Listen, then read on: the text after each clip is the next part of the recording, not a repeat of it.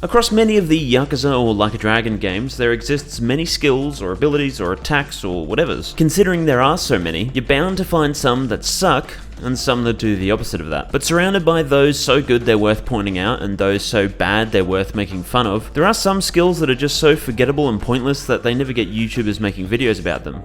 That is, until this very day. Now these things I'm going to talk about are abilities that aren't necessarily bad, in fact some of them are actually quite useful, but they normally are just overshadowed by something that might fulfill the same purpose only better, or they just have such a niche use that you'll never even bother using them. I'll start with the newest game and then work my way backwards, and the first skill I'll mention is the very thing that made me come up with the idea for this video, being the Samurai Job's Dreaming Arrow skill. Now before anyone gets confused, this is not Burning Arrow, the area of effect fire arrow skill from the same job. Instead, Dreaming Arrow is a heavy gun skill that seemingly is supposed to deal even greater damage with the action prompt than your usual skill, although I tested that and it really doesn't. But anyway, it means that this skill is just like Burning Arrow. However, it has no elemental damage, only hits a single target at the cost of 5 less MP, being 3/4 of the cost of Burning Arrow. So let's put it this way. You made, say, a Dachi, a samurai, and there's a single dude who resists fire, and you want to shoot him with a powerful gun skill,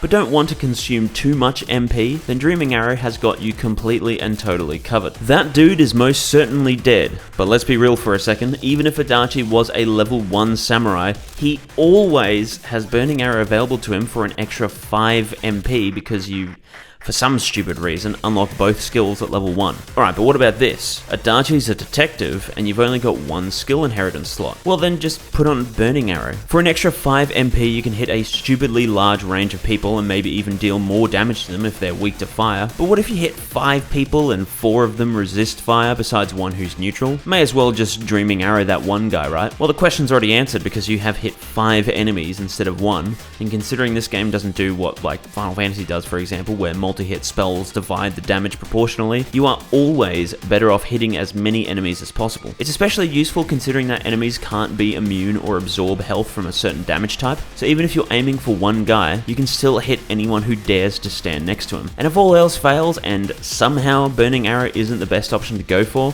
you can just go use another area of effect attack. Now, Dreaming Arrow could have been a lot more useful if Burning Arrow was unlocked at a later level. Take Mega Swing and Giga Swing from Ichiban's hero class, for example. Giga Swing costs 15 more MP than Mega Swing, it deals medium damage instead of light, and has a much larger damage radius, but it's also unlocked at a much higher level than Mega Swing. Then there's also the Host Job, which has something like Sparkling Splash and Ice Spreader. Sparkling Splash is a light skill you unlock for the host at level 1 that damages one enemy at the cost of 10 MP. Ice Spreader is more than 4 times the MP cost, but that's because it does medium damage and hits multiple enemies. It's also unlocked at level 20, so at level 1 all the way through to 19 you don't have Ice Spreader at all. Also, fun fact about Ice Spreader, it is one of 2 ice attacks in the entire game that actually involves using ice, with the other one technically being Ahi Aloha, because you smack someone with a frozen fish. And for Christ's sake, can they just make it water damage, not ice? But back to the Samurai Job, for some reason, they decided to make Dreaming Arrow a basically worthless skill, despite being quite a strong one on its own. The next thing isn't as egregious as the Samurai Job, but it is still kinda silly, being the Night Queen Job for the ladies. In fact, it's actually 2 or 3 things, depending on how you want to look at it. Unlocked both at level 1, Night Queen gets Tough Love and Somersault Leg. Tough Love costs 15 MP and is a medium skill where you just slap a dude in the face with, allegedly, a high chance to charm.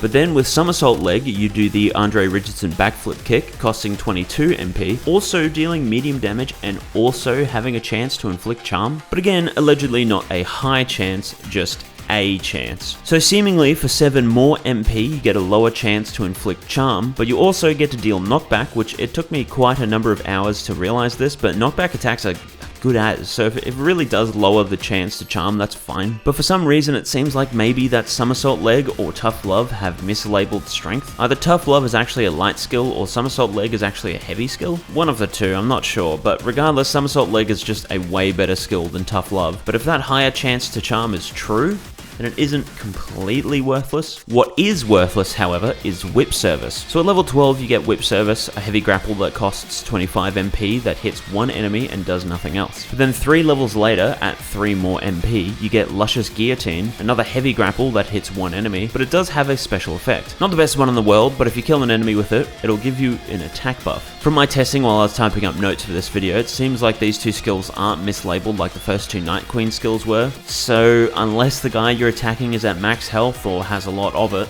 why would you ever use whip service? But then that leads me into the next game, being Like a Dragon Gaiden. Now considering the game was made in like 2 days between lunch breaks or whatever, it's not surprising seeing skills that are kinda pointless. The Yakuza style, considering a lot of the unlocks for it are just taken from previous games, are all worthwhile purchases. But the agent style, well, it contributes to a big thing that held this game back to being a game sorta in between the combat of Judgment and Lost Judgment. Most of the agent style kind of sucks. It's certainly useful, but there's so many unlocks that are just so pointless, and if you're anything like me, I spent 90% of my time in the Yakuza style, which I think is quite funny that the game that copied most of its code from the two Judgment games would be exactly like Judgment, where the red style is way better than the blue one. But anyway, starting from the top, you got the ability that increases the number of Firefly gadgets you can use, or the cigarette bombs. Now, getting the max upgrade allows you to throw up 6 consecutively. However, the irony is that you actually can't even have 6 out at the same time, because the first one will explode as you're throwing out the 4th one. Now it's supposed to be that you can throw 6 before having to wait the brief cooldown before you can start throwing more again, but it doesn't even matter. After the 6th one, you can just throw a 7th right away anyway. Maybe I'm completely missing the point and there's a secret way to throw 6 at the same time, which if that's true, holy shit, which I knew that earlier. Or maybe there's some technique only super skilled players know how to efficiently use all 6 Fireflies in a really brilliant way, but I mean, let's be real. You're better off just activating EX Boost and using the cigarette bomb that way, because then you do a stupidly big and strong explosion that detonates on impact. But up next in the Daidoji's weapons of mass disappointment is the Spider Gadget, although more specifically, Daidoji High Wire Strike, Trip Wire, Wire Spin, and then whatever the default one is called. I don't know if it has a name. But anyway, these 4 abilities are all different attacks you can do to enemies once you've tied them up with the Spider Gadget. The default one, which you have as soon as you start the game, is activated by just letting go of the grab button, which will then fling everyone tied up towards you and you punch one guy in the face. Then High Wire Strike is achieved by flicking the enemy towards you with the analog stick or a movement key and pressing the heavy attack button. Then Tripwire is by letting go of grab and pressing heavy attack, and then Wire Spin is letting go of grab and then pressing grab again. Now here's the thing with all of them. They all serve the exact same purpose, and in all honesty, they seem to all deal the same amount of damage. You have to unlock each of them separately too, unlike literally the previous game of Lost Judgment, which Gaiden is heavily based on, where stuff that's all the same but with a different button will just give you each button as a bundle. The only real differences I noticed is that High Wire Strike sends enemies the furthest away, although why you'd pull them in just to kick one dude back is beyond me. But then the default one just kind of keeps the enemy where you punch them, and then there's Wire Spin, which does the old Yakuza 6 and Kiwami 2 throw animation, meaning that it hits a bunch of enemies around you as well as enemies hit by the guy you just threw, so it is the only one out of the purchasable upgrades that is actually worthwhile. But then the final thing from the agent style are 3 extreme heat attacks. One you have by default, which again, I don't know if it has a name, but when you evade an attack in extreme heat in the agent style, you can press the grab button and do a counter attack. Kiryu grabs the enemy and pulls them down to the ground, which I don't have a recording of this, but it can actually dodge attacks if you get lucky. But then there are 2 unlockable things that are activated in the same way, with the first being Rakushasa Strikes, which I'm assuming is meant to be Rakshasa, and that was like a typo or something because Gaiden had a lot of those, which is done by dodging in extreme heat and pressing light attack. Then Wrathful Kick, which is the same thing, only you press the heavy attack button. Now I went and fought Majima so that the health was consistent and did all 3 things to him. Turns out the default one is the weakest, so that's good because it'll make the other 2 more worth getting. Well, no, because the 2 unlockable ones deal the exact same damage. And funnily enough, the heavy attack one is the quickest by a landslide, so it's just the best one and the other 2 are pointless. So to summarize this guidance section, all of the attacks I listed out are actually quite good and quite useful. The only thing is that there are multiple that do the same thing, so I don't know why you'd bother using the other stuff that just weirdly isn't as good. But before I move on to the Lost Judgment section, I thought I would look at how the agent style abilities could have been not pointless. Lost Judgment's boxing style has 3 separate skills, being 3 traditional Yakuza game counters where you hold the fighting stance button and press an attack button. Now even though a lot of Lost Judgment skills will bundle the same thing but with a different button in one purchase, you have to unlock these 3 on their own, but there is a very good reason for that. The light attack one deals the least amount of damage but has a high chance to stun. Then there's there's the grab button counter, which is slightly stronger and inflicts agony. Then there's the heavy attack counter, which has no extra properties, but is the strongest of the three by quite a fair margin. So if you want to stun or agonize a guy to do a heat action, or if you just want to smack the shit out of him, you have the freedom to choose. But Lost Judgment isn't perfectly balanced. You see, there's quite a ridiculous amount of parries, counters, heat actions, guarding attacks, all sorts of stuff you can do to turn the enemy's attack right back at them, so to speak. Snake is a good example of this, being the fighting style's main shtick. But amongst all of the solid skills you can get for Snake, there exists one that, were it to be the only skill in the game, would be pretty neat, but it's not, so it's kind of pointless. What this skill is Secret Technique Twisting Viper. This can be performed by holding the fighting stance button and then pressing the grab button right as an enemy hits you, so it's like the good old Kamuki parry from the older games, except it can only be performed when not in heat. Now, with how easy gaining heat can be in Lost Judgment, you can only do it a couple of times before you filled up a single bar, if you ever really get the chance to do it at all. It's a pretty solid parry. It's fast and strong and launches enemies forward, which can be pretty useful, but almost every time the better option would just be to do a simple parry, or just to swap to Tiger or Crane and do one of their counters. It's nowhere near as worthless as Serpent Hold, a counter which can only be done when you're knocked down, but maybe if you're trying to challenge yourself with only using Snake style, or you're doing some gauntlet mission that forces you to do that, then it might be a good choice, but for the most part it is quite obsolete. But now we're going to skip Yakuza Like a Dragon, because to be honest, I could just give you a list of every skill in the game and just cross out a couple of them and then bam, there's your list of useless shit. So we arrive at Judgment, and I'll be honest, I can make this one very quick too. Crane style. Yep, just the whole thing. It's good on its own, but considering at any point you can swap to Tiger, it is kind of pointless in almost every situation. Now, Yakuza 6 and Kiwami 2 are almost identical gameplay-wise, so I'll bundle them together and say Yakuza 6's charged finishes, because out of everything in Kiwami 2 and Yakuza 6, this is the first thing that comes to my mind. Now, the charged attacks in Yakuza 6 were kind of weird, especially compared to Kiwami 2, where you could move while charging stuff, and while it didn't have charged finishes, you could instead string a charged heavy attack into a combo. Now, compared to everything I've already looked at in this video, there technically is no other charged finisher type thing you can do in Yakuza 6 to warrant it just being overshadowed by something else. I mean, realistically, you could say to just do a finishing hold or to just do another finisher instead, but what I'm going to compare this move to is other charged finishers in other Dragon Engine games. Let's first of all compare it to Judgment, where the Tiger style's main option is just to always go for charged finishers. They smash the shit out of enemies and do a lot of damage. They can send an enemy flying or launch them in the air. They obliterate guards. They have upgrades tied to them to make them even better. They're way faster to do, and you can't be interrupted while charging them. You can charge every single finisher, including the sets of 3 with triple finishes or the turnaround finishes. You can even charge evade strikes. They look and sound way cooler, and overall they just put the Yakuza 6 ones to shame. But then you got the ones in Gaiden, which are the same, only now you can charge each finisher like what Yagami can do, and they're also all just significantly more useful, especially the uppercut one that is like the best move in the whole game. But then there's Lost Judgment, where Tiger's charged finishes are even stronger, look and sound even cooler, and they're also not the only style that has them. So all in all, I hate Yakuza 6, I don't care what anyone says, but in fairness, it was their first Dragon Engine game and their first try at trying to reimagine the combat, so there was bound to be some errors. Which then ironically leads me into Yakuza Kiwami and the charge finishes that the Dragon style has. So the iconic rush style kick finisher when charged will drain your heat a bit, but the amount of heat you gain back if it lands makes that heat drain negligible. Then over with the Dragon style, when you do a charge finisher, it doesn't drain anything. However, for no reason, double finishers will drain heat whenever you do them. But you want to know something even weirder? Double charged finishers, especially this one where Kiryu literally floats in the air for a bit, obliterate your heat for no reason. I really don't know why they do that, but at the very least a double charge finisher can be quite strong, and if you got the War God talisman like I have in these clips, then you can just blink and all that heat you lost is just back anyway. But still, why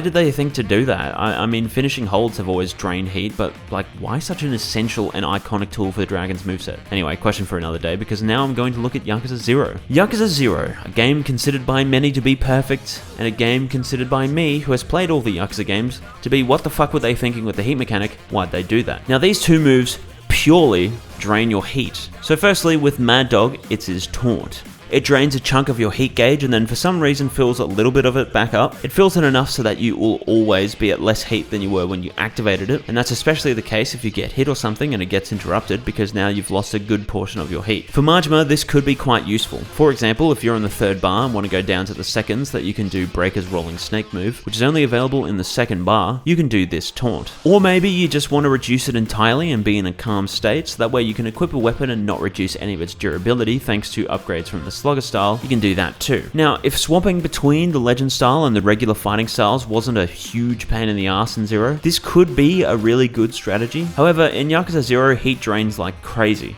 You could literally just get hit in the head like twice and lose all of your heat, or simply run in a circle for 5 seconds and get the same result. So it's quite strange that they thought to do this with Majima's taunt. But what's more strange is an ability called Serenity. How's the Serenity? Shout out to Australia. This can be activated by evading and then taunting mid-evade, which will then sap you of everything you've ever worked hard for in your entire life. But it's okay, because now that all of your heat's drained, your combo speed sucks and you gain access to a total of like not much, because it's Kiryu and he isn't Majima, who is barely affected by slower combo speeds and has way more utility than Kiryu. Even if you want to argue that going into the second bar for Kiryu is good because now he can do the evade grab with Beast, you could just stay in Beast and do that without swapping to Dragon and draining an entire bar. And I mean, if you really want to drain your heat that badly, Majima can do his shitty tornado move that drains everything, or Kiryu can do a counterattack called Iron Fist Counter. The King of Iron Fist counter can only be used in the third bar and is activated the same way as a traditional Yakuza game counter like Tiger Drop. It's actually really cool looking and was weirdly exclusive to this game, I think, but it also consumes nearly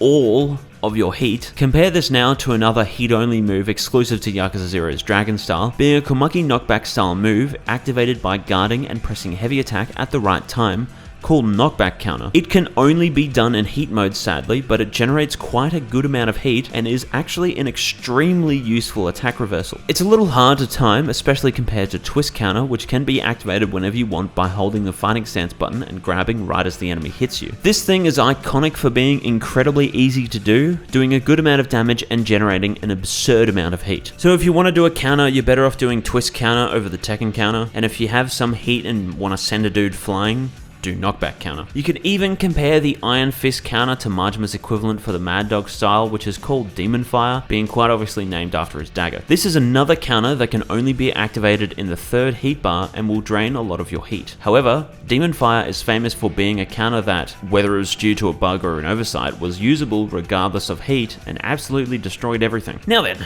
the original Ishin was the first attempt at a different skill tree style, which then ended up getting copied almost exactly in Fist of the North Star Lost Paradise, and then the structure was kept the same in Zero and Kiwami, but how you unlock stuff was different. The reason I bring this up is because there were a lot of just pointless aspects about it. A lot of health or damage increases, some upgrades that were incredibly based like the Swordsman counter or Tiger Drop, and then other shit which just sucked ass and wasn't at all worth spending a point for. But there were a handful of optional abilities that were all tied to heat actions. What they would do is allow you to press a button or spin your analog stick to do a variant of a heat action. I genuinely never found a use for these besides a couple that turned a one-person heat action into a multi-person one. But not only would you have to spend the skill orbs to get the additional heat actions, but you would also have to spend heat to do the first heat action and then spend even more heat to do the second. Now, heat actions in Ishin all did about 2 damage for some reason, and heat was also ridiculously hard to gain and incredibly easy to lose, especially in comparison to just shooting people in the head, which generated heat and did more damage. So realistically, I could just say every heat action in the game is kind of pointless. But in all fairness, these extra heat actions could be the difference between killing an enemy and not killing one. And if you already are out of heat from the first heat action, you can do the second and not have to worry about how much it consumes. And as I said before, some of them hit multiple enemies, so they're not bad or anything. But whenever I play the original Ishin, I tend to just do a regular heat action and then ignore the problems that show up. Cut to 2023 in Ishin Kiwami, and it's mostly all the exact same, but at the very least, heat actions deal significantly more than 2 damage, meaning that a lot of these extra heat actions became a lot more useful. However, what did become pointless in every single slot that it's in are all of the health upgrades. I don't know the amount each individual space gives, but I can tell you right now that all of it is a piss amount. In the original Ishin, it honestly wasn't all too much different, but because of how they balance your HP around the trooper cards in the remake, all of the upgrades actually grant dick all health. Again though, they're not worthless, but realistically you could have done what, like Dead Space 2 did with the weapon upgrades and just have empty spaces and it wouldn't have been any different. Then there's Yakuza 5, where I'll be looking at Shinada. Now I already know lots of people like to complain about him, but simply put,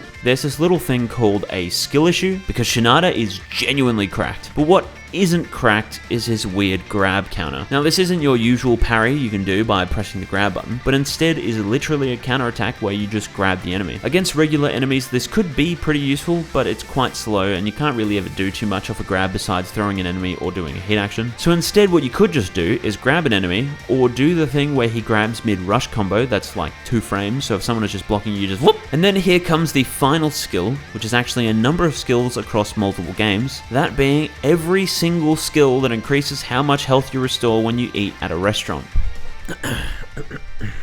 Hang on, let me... I've already spoken about this, but they put it in Gaiden. Why'd they put it in Gaiden? And that's the end of the video. I could look at more of the games, but the video's a good length, and to be honest, I couldn't think of anything else, but that's understandable. I mean, the whole point of this video is skills and abilities that are just super forgettable or obsolete, so I at least think it's understandable that I've forgotten some things. And yes, that also means that you are allowed to comment you forgot in the comment section of this video, and I won't be filled with an unrelenting rage like I normally would. So yeah, if you could think of anything that I couldn't, feel free to give me and the other viewers a little read, because, you know, why not? And why not subscribe too? Yep, there we go. The classic YouTuber asked me to subscribe. Honestly, I'm not going to do it now. I'll kill you. I'll